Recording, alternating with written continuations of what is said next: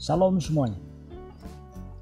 Hari ini saya ingin menerangkan bagaimana dan apa cabaran di dalam pengurusan ladang sawit itu, terutama di bagian pengambilan buah. Di dalam pengambilan buah ini, kita akan berhadapan dengan berbagai cabaran, terutamanya binatang buas, binatang-binatang yang berbisa, dan banyak lagi cabaran. Di sini, apakah binatang-binatang itu akan sebutkan adalah serangga yang berbisa seperti ular, penyengat, tebuan, kelajengking, dan berbagai lagi binatang yang berbisa yang akan menyengat Anda. Jadi, dalam pengurusan dan pengambilan buah ini bukan senang, teman-teman. Karena kita berhadapan dengan kuasa alam. Kuasa alam ini sangat kompleks, di mana kita akan berhadapan dengan berbagai cabaran. Jadi kena bersenantiasa berhati-hati dan sila perhatikan langkah Anda.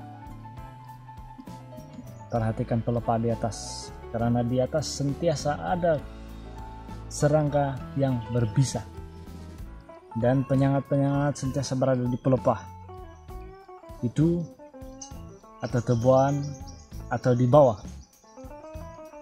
permukaan tanah. Di sana kita harus berhati-hati karena jika Anda cedera, kemungkinan Anda harus berehat di rumah. Jadi bukan mudah, teman-teman, untuk pengambilan buah sawit ini. Itulah antara cabaran yang harus dihadapi oleh penuai dan penombak sawit. Dan cabaran yang seterusnya tidak kurang juga menghambat penghasilan para petani, terutama orang-orang yang mempunyai penghasilan atau ladang yang sangat kecil, terutama apabila musim kemarau. Musim kemarau ini, tuan-tuan, inilah musim yang berbuah. Pada buah-buah sawit ini tidak berkembang dengan baik. Taruhlah berbagai baja sekalipun, jika tidak hujan, hanya jasad baja itu di sana, tetapi zatnya sudah tidak ada karena terkondensasi ke awan sana. Jadi ini juga menghambat peluang dan juga perekonomian para pengusaha ladang sawit ini. Dan berkaitan dengan harga juga sangat-sangat rendah. Pada kebelakangan ini harga sawit kurang stabil. Ini sangat-sangat menjejaskan untuk pengusaha yang mempunyai ladang kecil. Karena bila harga FFB atau buatan dan segar sampai pada suatu masa pernah turun hingga 100 lebih, 150 hingga 190 ringgit paling rendah. Bayangkan, teman-teman, kalau Anda pengusaha kecil dan penghasilan ladang Anda hanya sekitar katakanlah sekitar 3 tan begitu.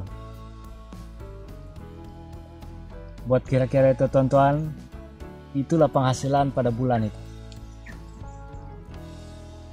Jadi masalah ini agak susah karena harga buatan dan segar adalah murah, tetapi harga baja pula yang tidak pandai turun, teman-teman. Karena untuk mengusahakan ladang sawit ini, baja itu sangat penting. Jika tidak dibaja, kita akan melihat perkembangan buah sawit itu ada yang terbantu dan tidak cukup gizi. Jadi inilah permasalahan di ladang sawit ini, teman-teman. Jadi teman-teman, itu sajalah konten ini hari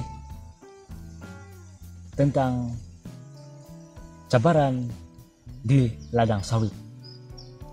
Jangan lupa like, komen, dan subscribe sebagai bentuk dukungan kepada YouTuber pemula seperti saya.